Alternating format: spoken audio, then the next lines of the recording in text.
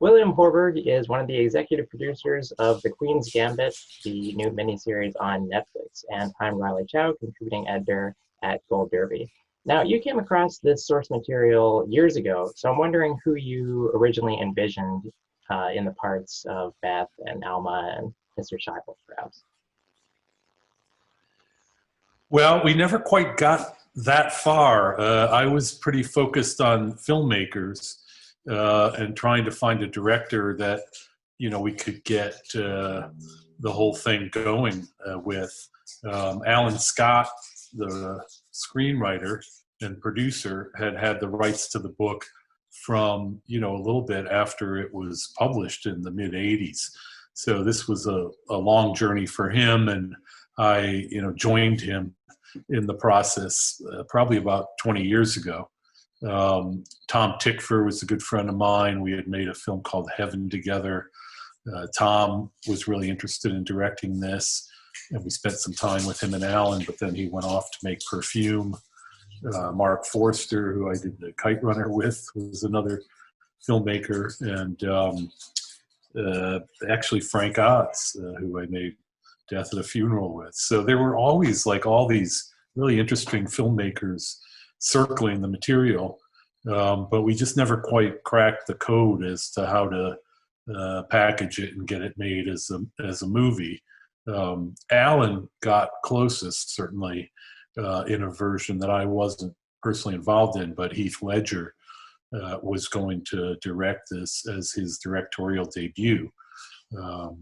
And tragically, he died just before they were going to go into prep on the movie. What is it about Scott Frank that drew you to him and thought that, or what made you think that he was right for this material?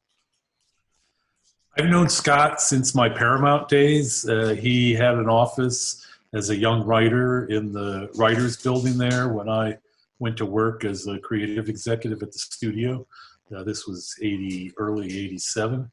And Scott and I just immediately bonded over a mutual love of literature. We shared a lot of taste in authors, particularly noir, kind of crime fiction, Charles Willeford, Elmore Leonard. He was writing the script of Dead Again at that time. And along with Lindsay Duran, I became an executive on the film.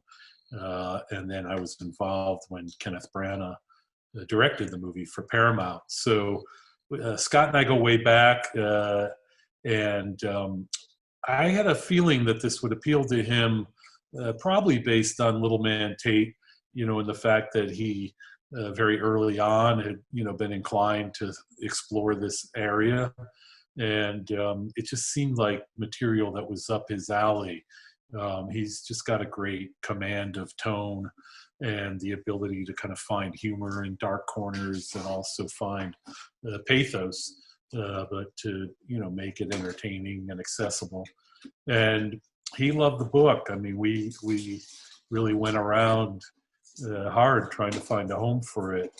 But I think as a movie, it just didn't quite add up. It's not a story that you can make very inexpensively, because her whole journey is international and from city to city, and it's all period and a lot of big crowd scenes.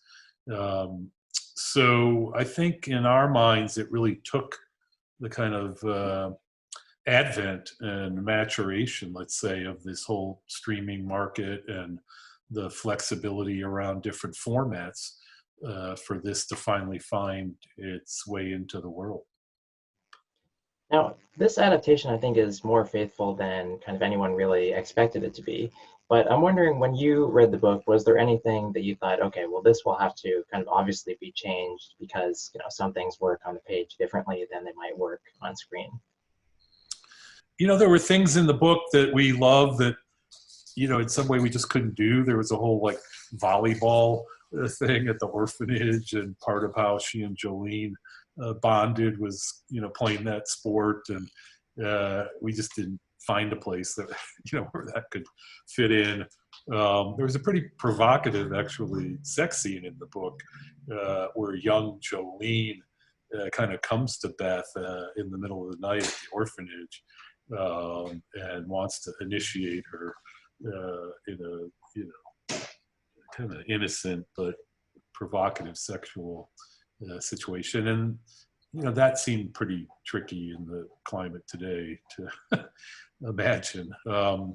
I think the biggest changes were things that, Scott really brought to the party. From our very first sit down in New York with Alan Scott, he kind of walked in and laid out that whole opening sequence.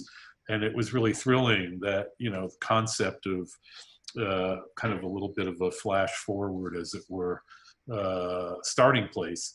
And everything about it just captured the tone so perfectly. There was irreverence to it, kind of its own provocativeness in terms of who's in the bed and we don't know, and she's hungover and we don't know who she is or where she's going, but she's clearly late and distressed, and she's sprinting down the hall, and then she bursts through the doors into a room to all the paparazzi. And I think the last thing in the world you expect is she's entering, a high-level international chess competition.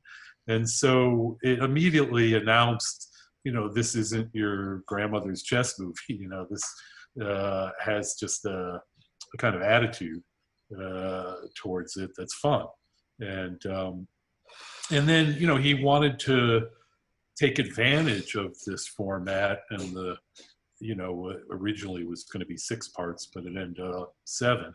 But that's a place where you can really dig deep in terms of character and theme, and explore things in a more nuanced way.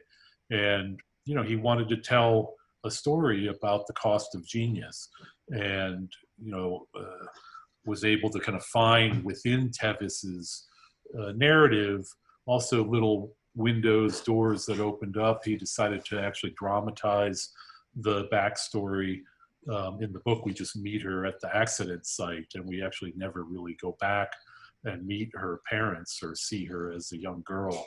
But that was an opportunity we felt to, give a little bit more context to her fears, her fear of madness and, the kind of circumstance that she came out of. And, Scott, I thought, made an excellent choice to, dimensionalize the whole relationship with Towns, to bring Towns to Moscow at the end. That's not in the book. So, yeah, I mean, it's very, what I say, we love Tevis, and we were kind of, reverential to the book in some ways, but like a lot of the great writers I've worked adapting material, Steve Zalian, Anthony Minghella, they just have this ability that at some point you don't really remember what was in the book or what was organic and original that they brought to it, because they're kind of channeling the spirit of the book and the voice of the characters so powerfully that it all becomes one. I wanted to ask about expanding it to 7 episodes, as you mentioned. 6 were ordered, and it reminds me of Godless a few years ago, where they ordered 6 episodes of that one, and then he shot kind of 8, and he ended up cutting it down to 7. So I'm wondering what the process was here. Yeah, it's funny because apropos of writer-directors, it was very much my experience with Anthony Minghella. He, made a 4.5-hour version of Ripley that we cut down to 2:18, and Cold Mountain was close to 5 hours. And it was super hard because it was all great. It wasn't like you saw the rough cuts and let's throw this out, throw that out. It's not working. It was painful to, and Walter Murch used to joke, that he'd have to write a 45-page script to come out with a, 2-hour movie or something. And I think, Scott's process is also obviously a little bit expansive. In the shooting of Godless, he ended up with a lot more material than he expected. I think he was a little bit more disciplined here in terms of the scripts, and really tried to keep the scripts in that kind of 60-page or thereabouts range. But I knew while we were shooting that things were expanding and running long, and I knew that we were going to have more material than we could fit into 6 episodes. Certainly trying to keep the episodes, to consumable length. And I think for both of us, it's never about like a hard number. And Netflix are really pretty flexible partners. Like they don't insist that each show time out to some, exact running time. It's just more about when have you had a full meal, and when can you, when do you want to like let people go in order to feel like they're going to come back a little bit hungry for more in terms of narrative. In this case, our first assembly was probably close to 10 hours. And, the first episode cut was probably 2 hours. So we were way over the mark. And at some point, as we were digging in, I realized that there just wasn't any way to get it to 6 without losing some major plank of the story or character. And, I think just tightening and compressing and kind of, making the ellipsis that you do, editing any content, we weren't going to get 3 hours out. So I was doing a little bit of a dance, with Scott on the one hand, because he had, had a clear idea of where each episode should start and where it was intended to end. And once you change one, it's a domino, so it's going to change the balance of all the remaining shows. And then on the other hand, with Netflix, it costs them more money to have a 7th show because the cast and everybody gets paid by the episode. But everybody came to the same place, it was a process. And I think, we showed Netflix how we intended to kind of rebalance things, and it clearly was playing much, much better in that structure. And Scott, gradually, like anybody, a couple bites at the apple to let go of his babies. All right, and finally, I want to ask about a couple other credits that you have on this show.